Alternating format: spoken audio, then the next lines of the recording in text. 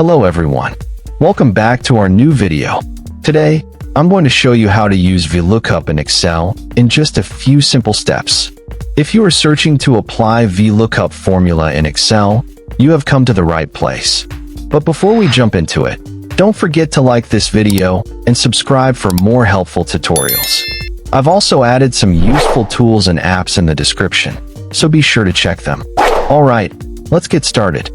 To use the VLOOKUP function in Excel, first of all, open Microsoft Excel on your computer.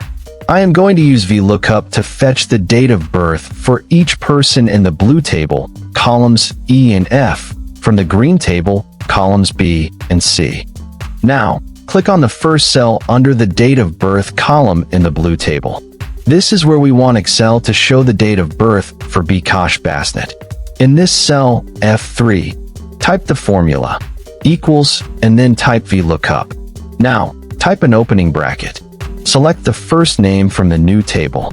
Type a comma, and then select all the data from the first table, both name and date of birth, from B3 to C7. Once selected, type a comma, then 2, then a comma, and false.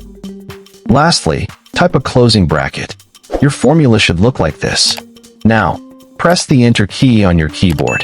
Excel will look up the name Bikosh Basnet from cell E3, search for it in the first column of the range B3 to C7, and return the value from the second column. To make this formula work correctly for all rows, you need to make the table range absolute. For that, select the formula cell and add a $sign before and after B and C like this. Then press the Enter key again. Next, select the cell F3 again. Move your mouse cursor to the bottom right corner of the cell until it turns into a plus sign. Click and drag the fill handle down through cells to F7. Excel will apply the VLOOKUP formula to the rest of the rows and fill in all the corresponding dates of birth. Your lookup values are now automatically filled based on names.